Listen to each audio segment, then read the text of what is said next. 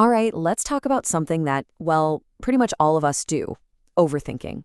You know, that mental hamster wheel that just won't quit, especially when you're trying to sleep. It leaves you feeling drained, anxious, and totally stuck. But what if I told you this wasn't some kind of personal flaw? What if it's actually a leftover feature from your brain's ancient survival code? Let's dive in and see how our deep past is running our present. I mean, you know the feeling, right? Replaying that one awkward conversation from 3 days ago, spinning out about a meeting that hasn't even happened yet, or just getting so bogged down in the pros and cons you can't decide what to have for dinner. It really is like having a computer with 100 tabs open at once, and all of them are playing different videos. If that sounds even a little bit familiar, you are so not alone.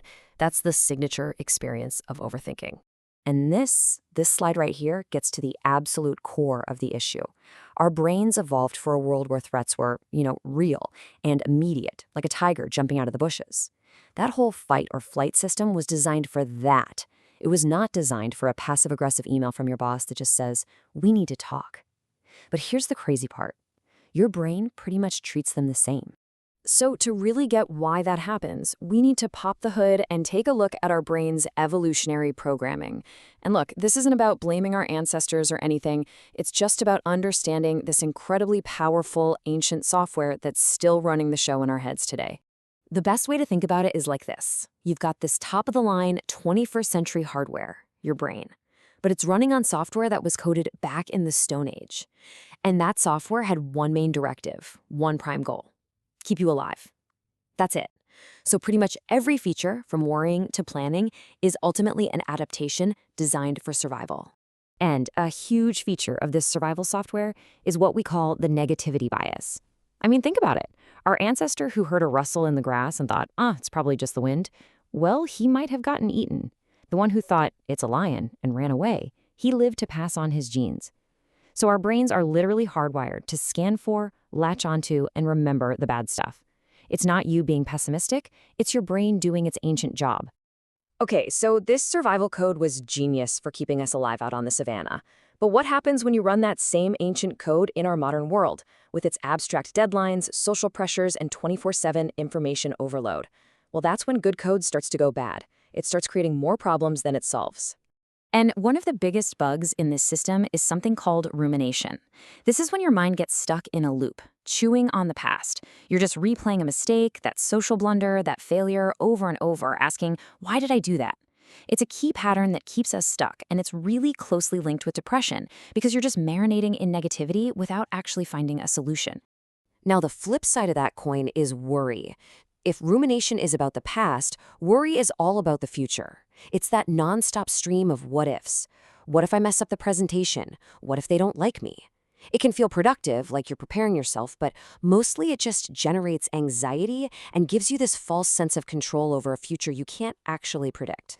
And what's really important to get is that not all overthinking is created equal. This table breaks it down so clearly. You've got rumination, which is stuck in the past and makes you feel sad or guilty. You've got worry, which is all about the future and brings up anxiety and fear. And then there's analysis paralysis, which traps you right in the present moment of a decision and just leaves you feeling confused and full of doubt. And here is the fundamental mismatch. A looming deadline, a critical comment from a coworker. These things trigger your amygdala, your brain's little alarm system, just like a physical threat would. Your heart rate goes up, you get a shot of cortisol, but there's nothing to fight and nowhere to run. So all that nervous energy has no physical outlet, and it just gets channeled right back into your head, supercharging that overthinking loop. So let's bring this out of the theoretical and into our real lives. How does this ancient programming set traps for us today? Because this isn't just some interesting brain trivia, it has huge real-world consequences for how we feel and how we perform. Let's take a high-pressure job, right? Like a software developer or a lawyer. These are fields where your brain is your primary tool. But that intense environment can easily trigger this old threat detection system, and it often shows up as imposter syndrome.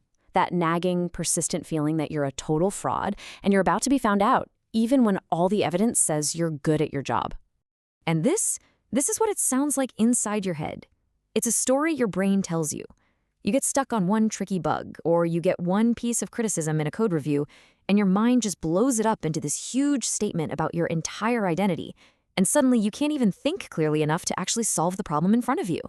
And this right here is probably the most important shift in perspective you can make. That thought, I'm a terrible programmer, is not a fact. It is not objective reality. It's a signal. It's a false alarm from an ancient, oversensitive smoke detector. It's not a piece of data to be analyzed, it's just a biological event to notice. So, if we're basically wired this way, what on earth are we supposed to do about it? Well, the answer isn't to think our way out of it. That's just more thinking. The answer is to fundamentally change our relationship with our thoughts. It's about learning a new way to think, about thinking itself. This is the absolute central idea. Your thoughts are not commands, they are not necessarily true, they are simply temporary mental events. They're like weather patterns passing through your mind. Some days are stormy, some are sunny. You don't have to get into a fight with every cloud. You can actually learn to just watch them drift by. Now, there's a really powerful field called metacognitive therapy, and it says that the initial negative thought isn't the real problem. The real problem, the thing that causes all the distress, is what you do next. It's this thing called the cognitive attentional syndrome, or CAS. That's the fancy name for getting hooked by the thought and falling into those cycles of rumination and worry. That prolonged engagement is what keeps you stuck. And this slide points out a really key difference in approaches. You've probably heard of CBT, cognitive behavioral therapy. Its main focus is on the content of your thoughts, challenging the negative ones and replacing them. Metacognitive therapy, MCT, does something different. It doesn't care so much about what you're thinking, it focuses on the process, on how you're thinking. The goal is just to disengage from the whole overthinking process, no matter what it's about. Okay, so how do we actually do that? For this last part, let's treat this like a practical session. This is all about learning how to be the manager of your own attention, instead of just being dragged around by every thought that pops into your head. Let's be really, really clear on this. The goal is not to have a perfectly blank mind. That's impossible, and trying will just make you crazy. Thoughts are going to happen. The real goal is to practice what's called detached mindfulness, which is just a way of saying you step back and observe your thoughts without getting all tangled up in them. You just stop feeding them your attention. So here is a simple 3-step technique you can practice anytime, anywhere. First, just acknowledge the thought is there. Oh, hey, there's that worry thought again. No big deal. Second, label it. Don't get into what it's saying, just identify its type. That's a rumination. This creates a little bit of space. And third, gently shift your attention to something real in the present moment, like the feeling of your feet on the floor or the sound of the air conditioning. Every single time you do this, you are doing something profound. You are interrupting that cognitive attentional syndrome. You're cutting the fuel line to the overthinking engine. And this gives your brain's natural ability to self-regulate the space it needs to come back online. For that programmer stuck on a problem, this is how you clear the mental fog and actually get back the focus you need to do your job. And in the end, it really all comes down to this.